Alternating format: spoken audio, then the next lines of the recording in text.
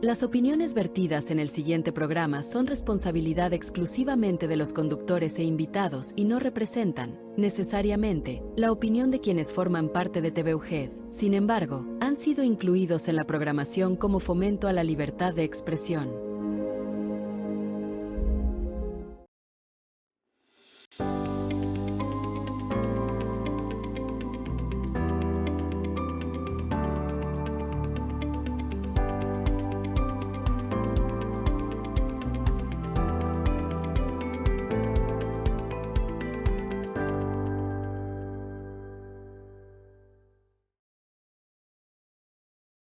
Bienvenido a su programa, entonces, ¿qué? Aquí por la señal de TV UGED. Oiga, muy agradecido por su preferencia a este programa, que es muy interesante porque pretendo brindar información precisa, veraz, oportuna, que pueda de alguna manera pues informarnos acerca de detalles que podemos nosotros necesitar cuando se nos ofrezca y saber a dónde asistir o tener un poquito más de criterio. Y oiga, va a estar hoy el tema muy interesante, a partir que estamos en el mes de septiembre y el día 10 de septiembre es el Día Nacional de la Prevención del Suicidio o del Día del Suicidio, y en ese marco principalmente en ese marco vamos a hablar de lo que sería el suicidio y las neurociencias. Y hoy me encargué de invitar a un buen amigo que voy a leer un poquito su currículum porque es sumamente interesante. Ya les he dicho que me da mucho gusto que gente joven esté formalmente preparada y más que vengan aquí a brindar su información, como les dije, precisa, científica. Y bueno, es precisamente el doctor Edgar Omar Herrera Hernández. Él es licenciado en psicología con maestría en drogodependencias de la Universidad de Barcelona y del Instituto de Formación Continua. Tiene especialidad en promoción de la salud y prevención del comportamiento adictivo de la Universidad Autónoma de México, de la Facultad de Psicología, y tiene maestría en ciencias, orientación neurociencias, Instituto de Neurociencias de la Universidad de Guadalajara, y además tiene un doctorado en ciencias del comportamiento, orientación de neurociencias del Instituto de Neurociencias de la Universidad de Guadalajara, y está ahorita como responsable del área de investigación en la Comisión Estatal de Salud Mental y Adicciones de Durango. Imagínese esta persona tan joven, tan estudiada, que va a participar ahorita con nosotros para información de ustedes. A él le agradezco muchísimo su asistencia aquí y le doy la más cordial de las bienvenidas. Doctor Edgar Omar. Hola, ¿qué tal? No, muchísimas gracias. Además de siempre saludarles, un gusto y por supuesto de compartir una mesa y platicar de estos temas, yo encantado y fascinado, y gracias por la invitación. No, bueno, estoy fascinado de recibirte. Estamos comentando antes de entrar al programa, pues nos conocemos desde hace años, sí, ¿verdad? Estabas chiquitillo. Estaba chiquillito. Y yo un poquillo más grande. Sí, ya. Oye, para empezar en el tema, día 10, día del suicidio, y hay que tener un enfoque de prevención o de entender el suicidio a través de las neurociencias. Claro, sí, el objetivo siempre es prevenir el suicidio, y desde el enfoque de las neurociencias hay algo importante que es la predicción de la conducta suicida.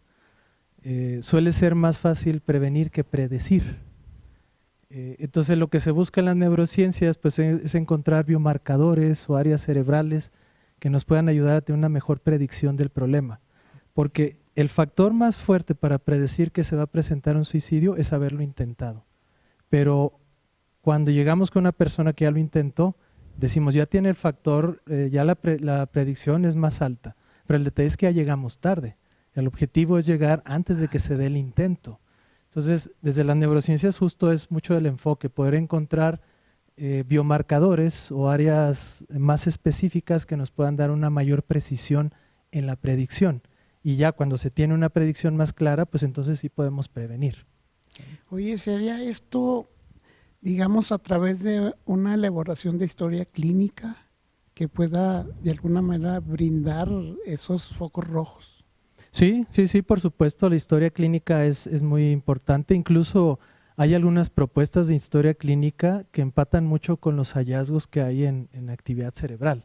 Obviamente, para llegar a ese punto hay muchos tipos de estudios. Los que más han aportado son estudios de neuroimagen, que han pues llevado a cuáles son aquellas áreas que están más relacionadas con la conducta suicida, pero por supuesto que una historia clínica siempre es importante. Pero sería específica, ¿verdad? Ya para buscar eso. Claro, sí. ¿Y cuál es lo técnico de las imágenes, vaya? Neuroimagen. Sí, pues bueno, hay muchas como técnicas. Las que más se utilizan es la resonancia magnética funcional, la tomografía por emisión de positrones, son dos de las técnicas más utilizadas. Una mide la actividad metabólica del cerebro y son de alguna forma como mediciones tanto directas o indirectas de la actividad cerebral. Lo que se busca es cómo está funcionando el cerebro. Pero también hay otro tipo de técnicas, por ejemplo, electroencefalografía cuantitativa. También hay algunas medidas que son con computadora, que son pruebas neuropsicológicas. Entonces hay varias técnicas, pero mucho tiene que ver con cómo está la actividad cerebral y que tenga una relación con la conducta suicida. También hay que dejar claro que hablar solo de áreas cerebrales sería muy reduccionista. Hay otras implicaciones, por ejemplo, las implicaciones de estrés, del contexto. La conducta suicida se entiende desde un modelo que llamamos diátesis, que tiene que ver con la vulnerabilidad de la persona, qué tan vulnerable es por características cerebrales o por su contexto, etcétera, y otro es la parte del estrés. La conducta suicida se puede dividir en dos tipos o fenotipos, que es los reactivos al estrés y los no reactivos al estrés. Los reactivos al estrés normalmente el antecedente es trauma en la infancia. Entonces, en ese sentido, más allá de ir entendiendo la parte cerebral, es entender que un niño o una niña que experimenta un abuso o un trauma, ya desde ahí se generan cambios cerebrales que lo hacen más vulnerable a la conducta suicida. Es decir, no nada más la neuroimagen como comentas.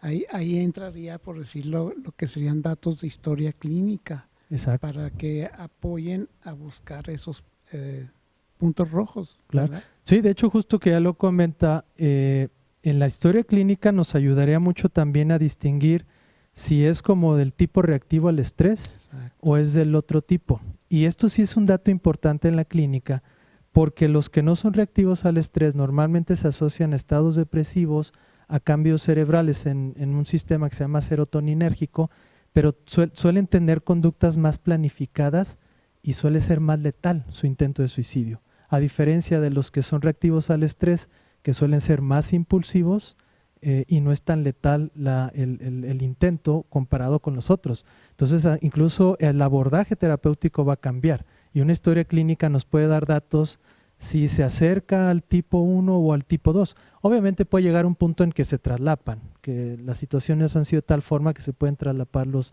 dos tipos, pero un abordaje en una historia clínica nos da ese dato, ya identificando si es reactivo al estrés o no, podemos ir planteando una propuesta terapéutica. Qué importante conocer, porque nos vamos a la reactiva y la otra es más letal, sí. Como que más pasiva, como que digamos que no sale mucho a la luz, pero con una trascendencia tremenda, ¿verdad? Sí, muy, muy tremenda. Lo pongo como un ejemplo. Ya hay estudios donde encuentran la disminución en la corteza prefrontal, que es esta área enfrente de nuestro cerebro que se encarga de regular nuestras conductas, que está disminuida, y cómo se correlaciona con la letalidad en el intento.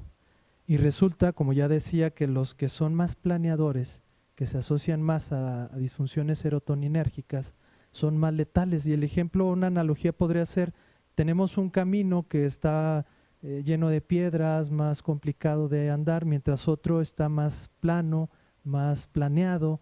Entonces llega primero el que tiene un camino más, pues más plano y con menos obstáculos.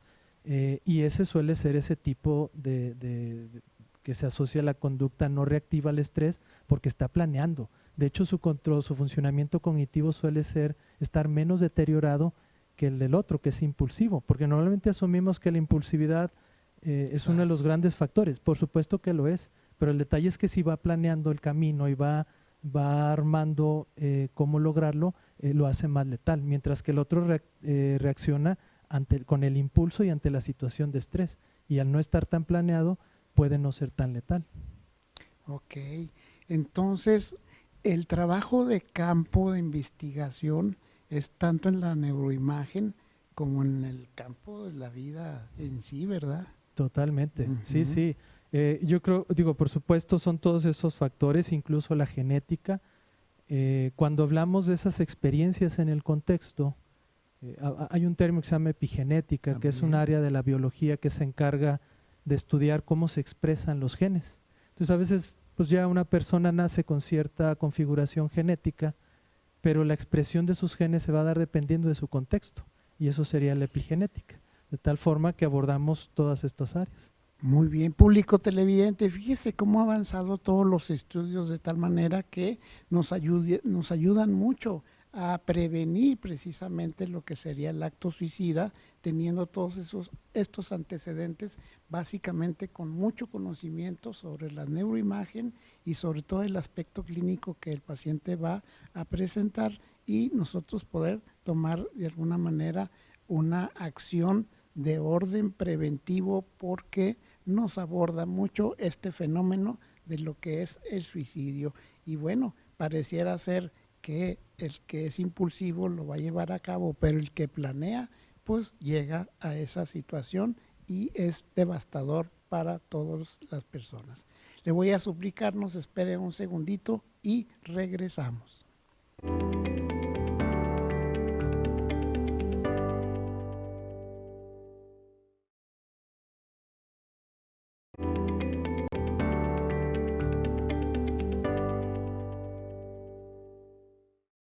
Continuamos con su programa, entonces, ¿qué? Aquí por la señal de TVUGED. Oiga, muy contento, estamos platicando precisamente con el doctor Edgar Omar Herrera Hernández, que estamos hablando precisamente de lo que sería el suicidio y las neurociencias, entendiéndolas desde esta perspectiva, desde este enfoque. Y bueno, hoy estamos hablando precisamente de la diatesis, que incluye la genética, la epigenética, ver cuál va a ser la respuesta, viene una carga genética y cómo va a ser en esta persona la respuesta, que es lo epigenético. Claro, ¿verdad? Sí, el modelo de la diátesis se refiere en términos generales a la vulnerabilidad que tiene la persona.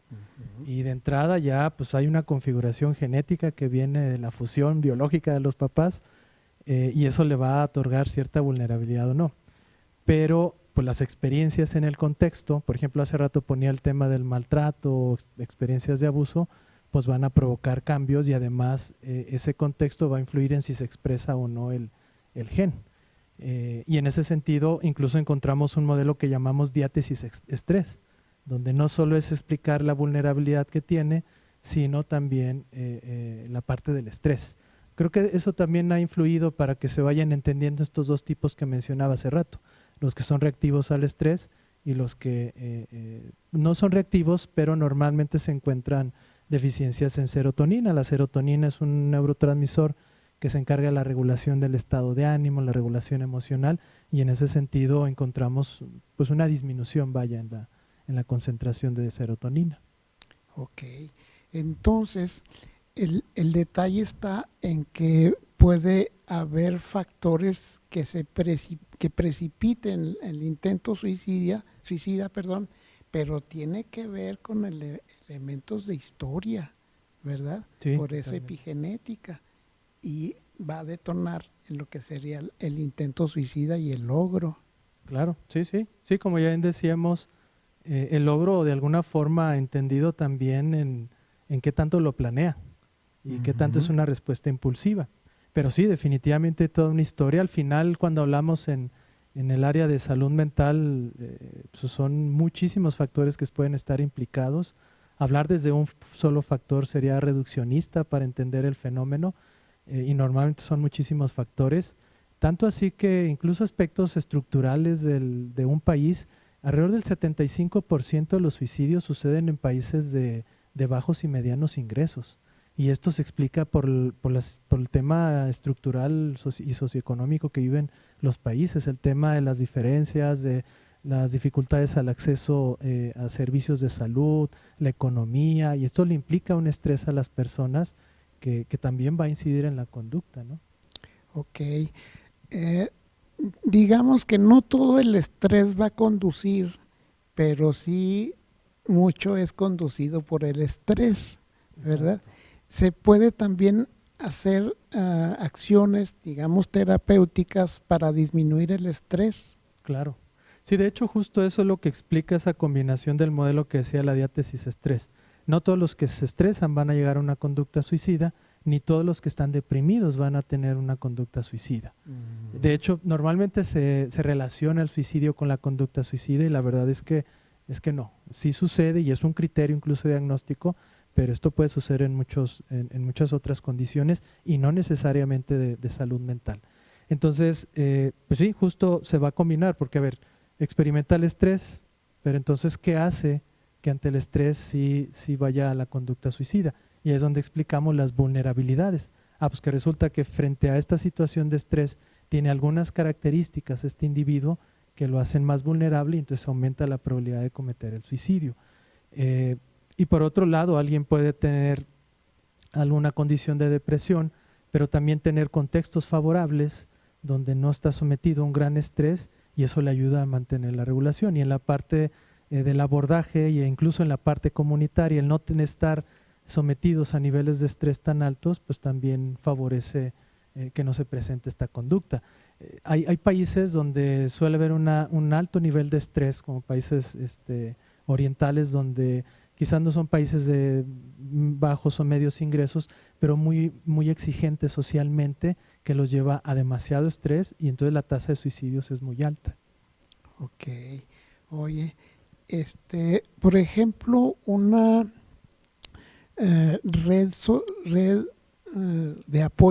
una red de apoyo puede ayudar o no la falta o la presencia al estrés, ¿verdad?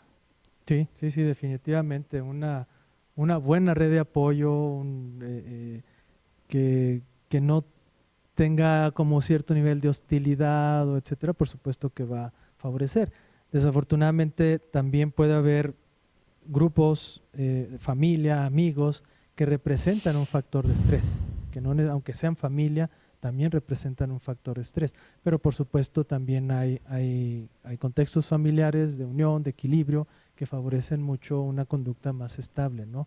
Me gustaría agregar un punto, una de las estructuras o áreas que están más implicadas, que suena prometedora como un biomarcador en la conducta suicida, se llama giro temporal superior. Es una área de nuestra corteza del lado derecho, pero esta área está muy relacionada, además de la regulación emocional, con el aspecto social. Entonces las personas que son más vulnerables y que tienen una disminución en la actividad de esta área, también son más sensibles a la exclusión social. Y suele o parece ser uno de los biomarcadores pues, más prometedores en el tema de identificar un predictor de conducta suicida. Entonces estamos hablando de que también hay esa sensibilidad al rechazo social, a la exclusión social. Es curioso que se les hacen estudios. Hay un área de nuestro cerebro, el giro fusiforme, que se encarga de reconocer rostros y en personas que han tenido intentos de suicidio hay una disminución en la actividad de esa área porque hay un menor reconocimiento de las caras de expresiones emocionales, por ejemplo, expresiones de enojo, de expresiones de alegría, lo cual está hablando que hay un dato social que también está implicado en esto. Por eso, por supuesto que las redes de apoyo pues son muy importantes. Y se reflejan las caras en la actividad neurológica, ¿verdad? Exacto. Sí. Oye, entonces, por ejemplo, un bullying continuado puede ser un antecesor de esto social que va a repercutir para el intento suicida, ¿verdad? Sí, definitivamente. El bullying sí es un dato importante, un factor muy importante. Y además que en México, si no me equivoco, estamos con primero o segundo lugar en bullying en el mundo. Es un país en el que se experimenta mucho el bullying en tema de niños y adolescentes. Y sí, definitivamente es un factor importante. Puede incluso un niño o un adolescente tener un contexto relativamente favorable en casa, pero estar continuamente experimentando el bullying en la escuela. Y hemos tenido también casos en la clínica de adolescentes que su principal factor de estrés está siendo el bullying y está asociado también a estados depresivos y eso los lleva a ideación de suicidio. Ok, qué interesante. Perdón. Oye, en dado momento se van a traslapar el 1 y el 2. ¿Y qué tanto nos pudiera hacer ver el hecho de que haya una acción parasuicida? Que estamos viendo que está teniendo muchas actitudes de alto riesgo y no hacemos nada. Claro. Sí, siempre hay que preguntar qué es lo que pasa. La pregunta de ¿has pensado en suicidarte? ¿Estás planeando suicidarte? Es clave. Independientemente de cualquiera de los dos tipos, o si se ya de un traslape, ya no estamos pensando en si va a ser una reactividad al estrés, sino que finalmente tiene esa predisposición o ese riesgo, siempre es importante abordar y preguntar. Y esto incluso para maestros, padres de familia, esto no es exclusivo de clínicos o de personas que nos dedicamos al tema de la salud mental. En la comunidad, en cualquier área o lugar en que hay un ser humano, no es nuestra culpa, pero sí tenemos una responsabilidad en esto, ¿no? Y sobre todo cuando se trata de niños y adolescentes. Entonces, conocer si hay una ideación, si hay una planeación y preguntar directamente sin ningún miedo va a favorecer muchísimo, mucho. Okay. Y como decía, va más allá de la propia clínica. Oye, entonces va de la mano lo clínico y las neurociencias, ¿verdad? En dado momento se compaginan para precisamente llevar a cabo un estudio más profundo y poder actuar para la prevención. Claro. A partir de la clínica. Sí, claro. En la clínica se ve impulsado en la parte de las neurociencias cuando queremos encontrar esa relación entre nuestras conductas y lo que pasa a nivel cerebral. No necesariamente va a explicar una actividad en el cerebro cómo vamos a hacer, pero a veces encontramos esas correlaciones. Y además de que se están proponiendo nuevos abordajes en la parte clínica desde las neurociencias, como la estimulación magnética transcraneal, estimulación por corriente directa, hay algunas propuestas de técnicas neurocognitivas que se usan en la clínica y que nacen desde el estudio de las neurociencias. Oye,